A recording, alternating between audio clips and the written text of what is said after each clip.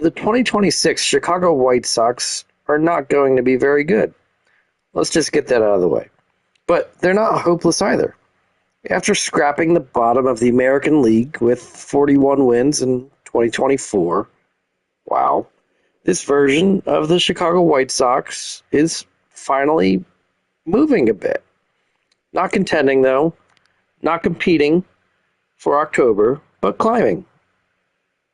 High 60s is definitely possible, maybe crack 70 if things break right in 2026. It's on the table. And for a franchise that hit rock bottom not long ago, it matters. So let's take some time, break down the roster, and see if they can, how far they can possibly get this year. Let's start with the rotation. Shane Smith, the quiet ace, essentially, for this team. Starts with him. He was a 2025 All-Star and quietly put together a 2.3 WAR, a 3.81 ERA across his 29 starts. Had nearly 9 strikeouts per 9, 1.196 whip. He's not an ace in a traditional sense, sure, but on this roster, he is the tone setter and stabilizes the top of the rotation. Davis Martin was solid too. Had a 1.5 WAR, 4.1 ERA in his 25 starts. He's not flashy, but he's what a rebuilding team needs. Innings. Now, there are some other bumps along the road on this roster. Eric Fetty had a rough year this past year. A negative zero point 0.6 WAR, a 5.49 ERA. He does bring veteran presence for sure. I think he could take a step up, but he's not going to be what he was several years ago either for this team. Anthony Kay dominated overseas with a 1.74 ERA across 155 innings.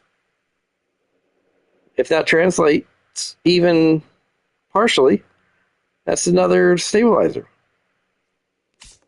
Sean Burke has shown flashes, a .9 WAR, 4.22 ERA, but the whip at 1.444 tells you he has traffic along the way. Jonathan Cannon, I think he's going to start the year in AAA, and probably be the first call up. At the same time, I think the rotation's a little bit better this year. Drew Thorpe did miss all of 2025. If he returns healthy, which he's currently having a bit of a setback, it's basically a free addition. Jedixon Paez, coming through from a Rule 5 path. Hasn't made the majors. Clearly, the front office is trying to stockpile upside, and I think he does make the roster, actually, if any of the Rule 5 picks. He'll be a swingman here for this White Sox team. And there's a few other starting pitchers here for the roster for depth.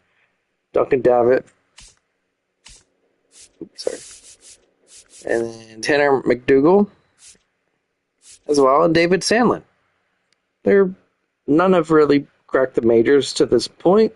Their depth options for this team, they might be labeled as acts of desperation for the majority of teams in Major League Baseball if they're contributing this year. But they've got potential here in the years to come. That's definitely true. It's not a finished rotation, but it's not an empty one either, necessarily. So, I think the best portion of this roster is the bullpen. Sir Anthony Dominguez should lock down the ninth inning. Had a 3.16 ERA across 67 games, 11.3 Ks per 9. That's a legitimate closer profile. He should be very good. Now, Grant Taylor He jumps off the page. 13.3 Ks per nine. Can't beat that.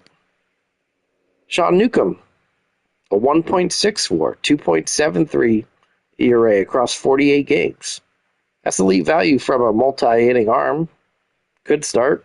Could be just a simple reliever. He's a valuable piece and a good addition. Jordan Leisure, 0.7 WAR, 3.92 ERA. He seems like he's a true setup guy, honestly. Could be, I think he'd be the first option to be closer if case Dominguez has any issues, though. Mike Vassell. He showed major development this past year. 2.9 WAR season, 2.5 ERA. So he's kind of a Swiss Army knife and could be very valuable to this team as well. And I expect Brendan Eisert to make the roster as well. He hasn't been bad. Gave him 72 games. Jordan Hicks. Let's just say the experiment this past year as a swingman was a disaster. A negative 1.8 WAR, 6.95 ERA. Can't get worse than that, honestly. And then they do have some other pieces that could mean most were back in the bullpen for other teams. Tyler Gilbert. Probably not a starter at this point, but could fill in as an emergency spot start. More of a reliever. He should be the first call-up if injury. Wickelman Gonzalez. Strikeout potential, 11.1 Ks per nine. 2.66 ERA in limited work. Chris Murphy quietly had a 3.12 ERA as well. That's another lefty here. They've got some depth. Freelander Baroa. More depth. Still recovering, though, from Tommy John surgery, so should be out the first 2 months or so. You can tell things are wrapping up for him, but won't be ready to start the year. And Alexander Alberto, another Rule 5 path guy that, well, let's just say, yeah, I don't think he's going to stay on this roster very long, but he could. He is within their top 30 prospects. They're not bad. Now, let's get to the catching core, though. Honestly, it's quite a strength. Kyle Teal. Well, let's just say he had a 1.9 WAR and just 253 at-bats, 786 OPS. Corey Lee. Well, he's inconsistent, but has shown flashes in his limited time. No longer the former, better prospects for catchers, but he's decent. Edgar Cuero. Well, another 1.2 WAR here. Solid hitter. 268 average. Decent defense, too. These guys are young. It's controllable, sustainable. Catching position here looks like it's part of the future. And here to stay. Now, the infield, though. Let's just skip and go to their best player, in my opinion. Biggest breakout candidate this year, too. Colson Montgomery. Had a 3.3 WAR and just 255 at-bats. 21 home runs, 55 RBIs, and 840 OPS. That's star-level production. If you stretch it across a full season, he could be a franchise cornerstone. Batting average was so-so, 239. There's definitely some swing and miss issues that he needs to work on. But the power is real. And to me, presently, he's just outside the top 100 baseball players in the game today. But easily can crack that within a month. Maybe not even less. Now, this White Sox team does have a swing piece, which could help them immensely. Minataka Murakami. He had 24 home runs in just 220 at-bats in Japan last year. Had 56 home runs back in 2022.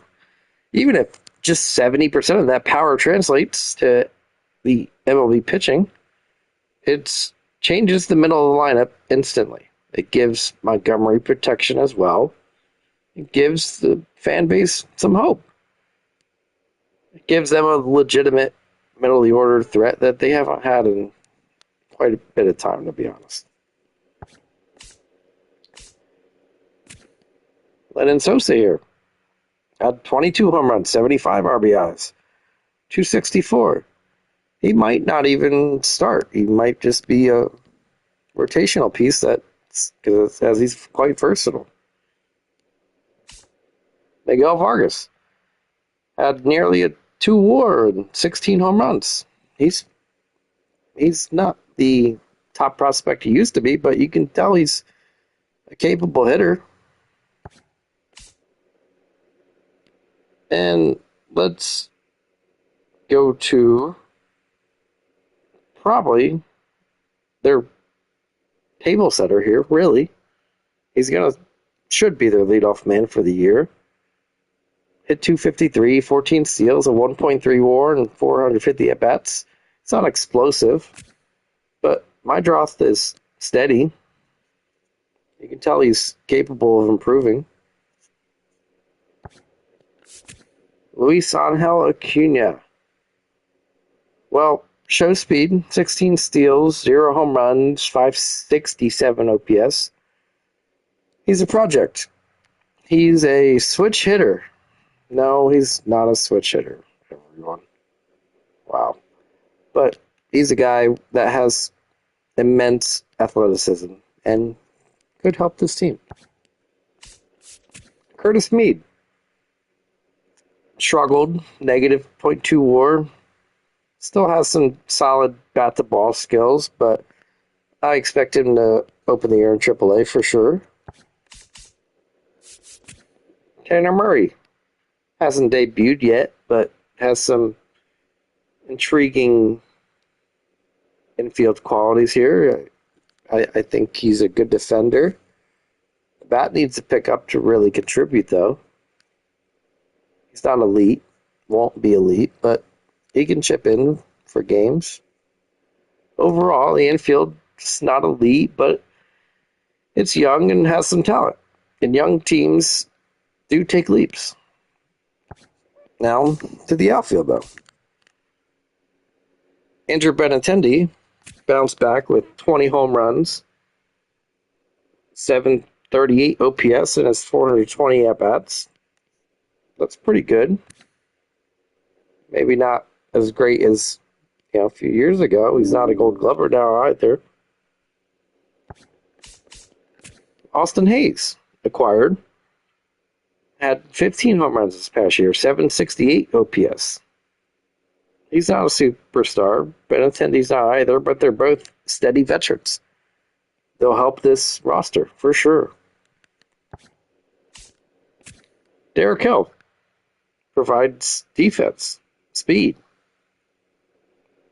Won't have many opportunities necessarily. I think he's probably the last person to make the roster. I think his veteran presence and defensive abilities helps him crack the roster personally. Brooks Baldwin hit 11 home runs. Did have a negative WAR over the year, but he's a good utility piece that can play just about anywhere. Everson Pereira. I haven't seen much. Good defender, but has struggled mightily so far. Should be in AAA, in my opinion. Tristan Peters. Well, he did make a few games this past year. Struggled for sure. Did not have a hit in his 12 at-bats, but decent defensively. Solid speed. So he'll get some opportunity. This outfield isn't bad, not dominant, but it's functional. And for functionality's sake, it helps, and it's going to help them improve. It's progress. Now, the big picture, though, this team's still a bottom 5 MLB roster. Let's not pretend otherwise. They lack the true ace. They lack a proven MVP bat. They lack depth that contenders take for granted. But things that make it a little bit different is they have multiple players over a 2 WAR. The bullpen has some structure. The catchers look like have high potential. They can produce. They have a potential franchise shortstop here. And a power wild card in Murakami. 41 wins in 2024 was rock bottom. Had 60 wins in 2025. And if the young core takes even just modest steps forward, cracking the 70-win threshold is realistic. It won't win the AL Central, but it changes the conversation. Because for the first time in years, the Chicago White Sox aren't just tearing things down. They're rebuilding. They're going to win 68 games, in my opinion. But this building over the next few years is essential. And in baseball, the climb matters just as much as the summit. I hope you enjoyed watching, everybody. Please leave a like, subscribe, look out for more videos to come. What do you think about the White Sox 2026 predictions? Leave your thoughts below.